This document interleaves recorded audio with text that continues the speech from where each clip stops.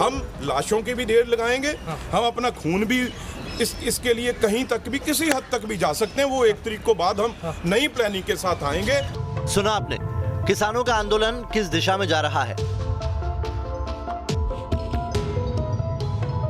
शांतिमयी प्रदर्शन से इनसे कोई इनके फर्क नहीं पड़ रहा। इस बॉर्डर को तोड़ के अंदर दिल्ली के आने की, घुसने की कोशिश करेंगे। देखा आपने कैसे आंदोलन को हाईजैक किया जा रहा है। लुधियाना से कांग्रेस के सांसद रवनीत सिंह बिट्टू का यह बयान अपने आप में कई सवाल खड़े करता है। क्या किसान अब खून बहाएंगे? हक ना मिला तो लाशों के ढेर लगाएंगे, हिंसा का रास्ता अपनाएंगे? 30 दिन से चल रहे शांतिपूर्ण किसान आंदोलन की शक्ल कुछ बदली सी नजर आ रही है, जिसे आप उत्तराखंड के उधमपुर से आई इन तस्वीरों के जरिए समझ सकते हैं। पुलिस ने जब किसानों को दिल्ली कूच करने से रोका तो कुछ ऐसे पुलिस बैरिकेडिंग पर किसानों ने ट्रैक्टर चलाने से परहेज नहीं किया।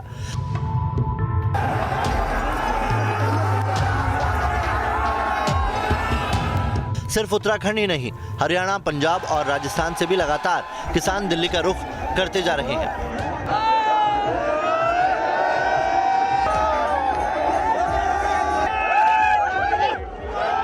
ऐसे में सवाल यही है कि आगे किसान आंदोलन क्या रुख अख्तियार करेगा।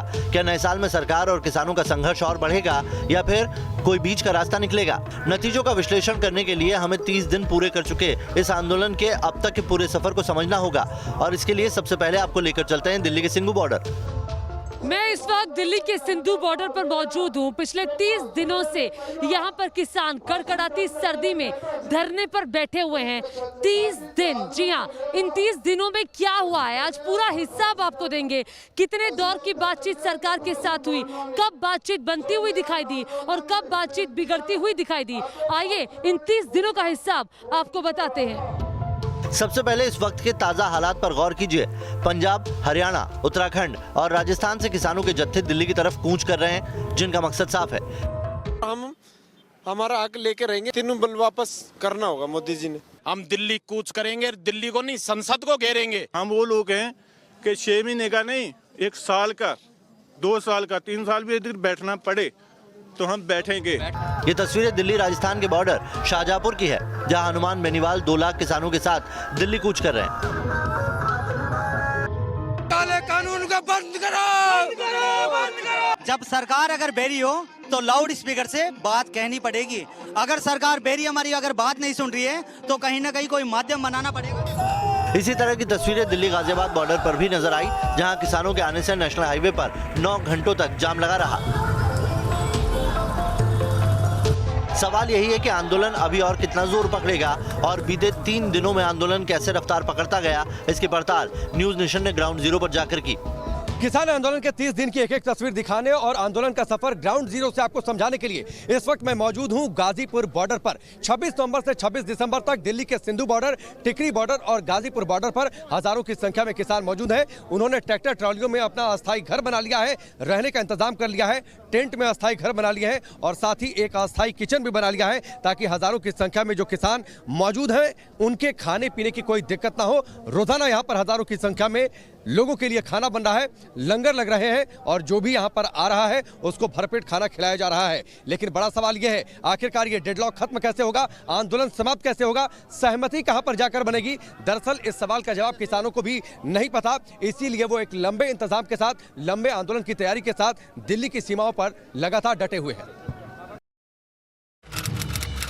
तारीख 26 नवंबर, शंभू बॉर्डर, हरियाणा।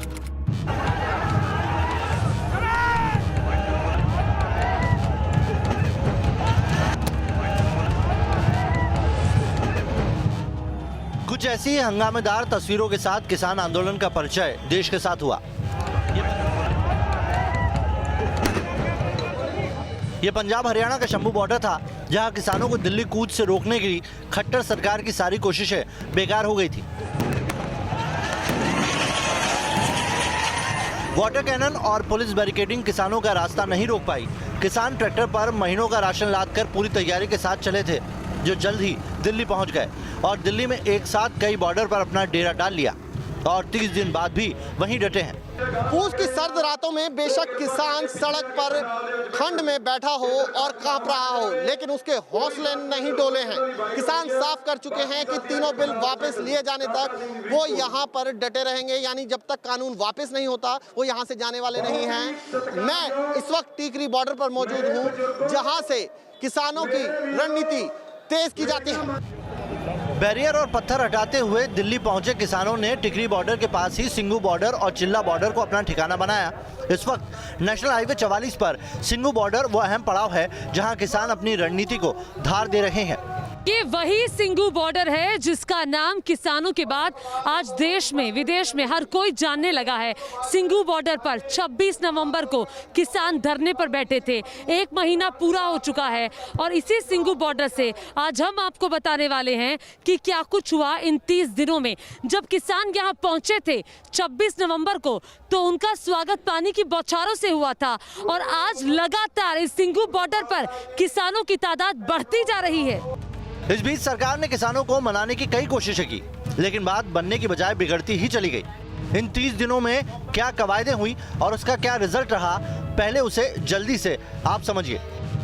तो 30 दिन के इस आंदोलन में आखिर क्या कुछ हुआ है, किसानों की किस तरह की बैठक हुई, लब्बो-लुआब क्या है, जरा वो हम आपको बता देते हैं। किसान संगठनों ने कुल 22 बार बैठकें इन 30 दिनों में की और उन 22 दिनों में क्या हुआ, अनशन से आंदोलन तक की रणनीति किसानों ने अपनी तैयार की। सरकार ने 6 बार प्रस्ताव भी किसान नेताओं को दिए, किसान संगठनों को दिए और उन 6 में से 3 प्रस्तावों पर किसान बातचीत के लिए तैयार भी हुए, लेकिन उसके बाद में कुछ हुआ नहीं। गतिरोध कम होने की जगह और भी ज्यादा बढ़ता चला गया और किसानों की मांग जो है अब वो कुल मिलाकर ये रही, कृषि कानून किसी भी रूप में रद्द किया जाए।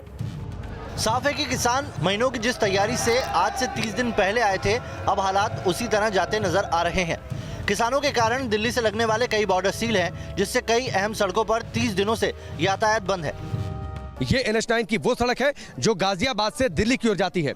इसके साथ ही जो दूसरी ओर की सड़क है, ये दूसरी ओर की सड़क दिल्ली से गाजियाबाद होते हुए मेरठ चली जाती है।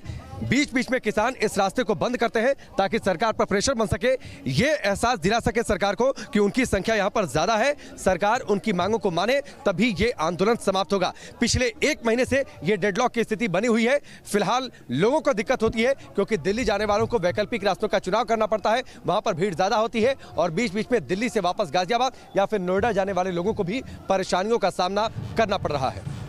एक तरफ सड़कों पर किसान बढ़ते गए तो आंदोलन में शामिल किसानों की जान भी जाती रही। 30 दिन में 31 किसानों की जान चली गई। सिंघू बॉर्डर की ही बात करें तो वहां अभी करीब 50,000 किसान मौजूद हैं। उस वक्त तो ठंड कम थी, लेकिन बाद में ठंड बढ़ी तो किसानों की मौत का सिलसिला भी शुरू हो गया। 17 दिसंबर को संत राम रहीम सिंह का सुसाइड बेहद दुखद रहा। इस दौरान सरकार ने कृषि मंत्री समेत पीयूष गोयल और राजनाथ सिंह जैसे कई मंत्रियों को विवाद सुलझाने के लिए मैदान में उतारा, लेकिन कोई नतीजा नहीं निकल पाया। सरकार और किसान संगठनों के बीच में अब तक 6 दौर की बातचीत हो चुकी है। जो पहले दौर की बातचीत हुई थी वो 1 दिसंबर को विज्ञान भवन में हुई थी। 3 घंटे तक ये बैठक चली और ये बैठक बेनतीजा रही। और उस बैठक के बाद किसान नेता चंदा सिंह ने कृषि मंत्री की उस मांग को ठुकरा दिया जिसमें उन्होंने बातचीत के लिए एक छोटी कमेटी बनाने की बात कही थी। पिछले महीने 28 नवंबर को खुद गृह मंत्री अमित शाह ने किसानों को बातचीत के लिए बुलाया। 29 नवंबर को पीएम मोदी ने मन की बात में किसानों का मन बदलने का प्रयास किया, लेकिन किसानों ने सब सिरे से खारिज कर दिया। हालांकि किसानों और सरकार के बीच बातचीत 14 अक्टूबर से ही शुरू हो गई थी, मगर नतीजा सिफर रहा।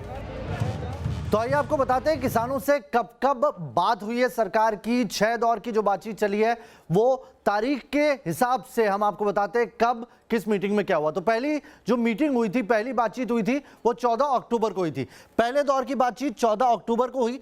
इसमें पहले दौर की बैठक में कोई मंत्री शामिल नहीं हुआ था, मीटिंग में कोई मंत्री शामिल नहीं हुआ, जिसकी वजह से बातचीत बेनतीजा रही। किसान संगठन यहां पर मिले थे। दूसरी मीटिंग हुई 13 नवंबर को, दूसरे दौर की बैठक हुई। इसमें भी दोनों पक्ष अपने रुख पर अड़े रहे। ये वही तारीख थी जब आपने देखा होगा किसान अपना खाना लेकर गए थे और वो तस्वीरें सुर्खियों में आई थी, 1 दिसंबर।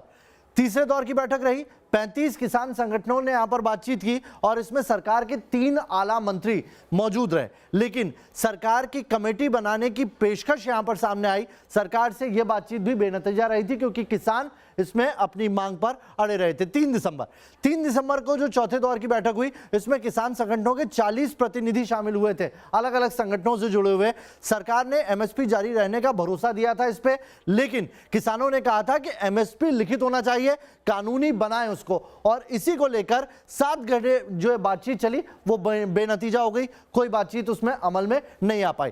5 दिसंबर को 5वें दौर की बैठक हुई और इसमें किसानों की कानून रद्द करने की जो मांग, जो आज तक काबिज है, यानी कि 31 दिन हो चुके हैं, अभी भी यही मांग है। सरकार से लिखित जवाब मांगा, 5 घंटे बातचीत चली लेकिन बेनतीजा रही। कानून रद्द करने की मांग पे किसान अड़ चुके थे।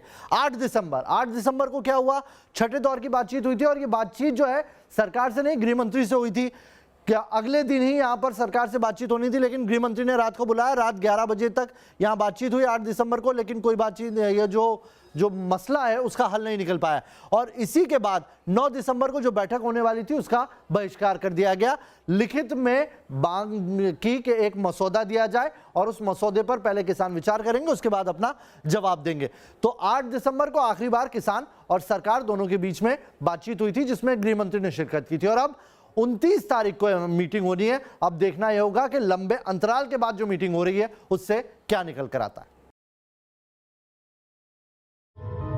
किसानों के आंदोलन को देखते हुए सरकार ने 1 महीने में 6 बार बातचीत का प्रस्ताव भेजा। कृषि मंत्री से लेकर गृह मंत्री तक से बातचीत हुई, मगर हर बार बातचीत अगले दौर के लिए टलती रही। सितंबर 2020 में पास इन कृषि कानूनों को सरकार कृषि सुधारों की दिशा में एक बड़ा कदम मानती है। सरकार का कहना है कि किसान आढ़तियों के चंगुल से मुक्त हो जाएगा, किसान अपनी पसंद की कीमत पर फसल को बेच सकता है। लेकिन किसानों का कहना है कि ये कानून हमें मंजूर नहीं है क्योंकि इससे एमएसपी का जो सेफ्टी वॉल्व है वो खत्म होगा। 3 दिसंबर को हुए चौथे दौर की बातचीत के बाद किसानों ने साफ कर दिया कि उन्हें संशोधन नहीं बल्कि कानूनों का खात्मा चाहिए। इसके लिए बीते 8 दिसंबर को किसानों ने विपक्षी दलों के साथ मिलकर भारत बंद भी बुलाया।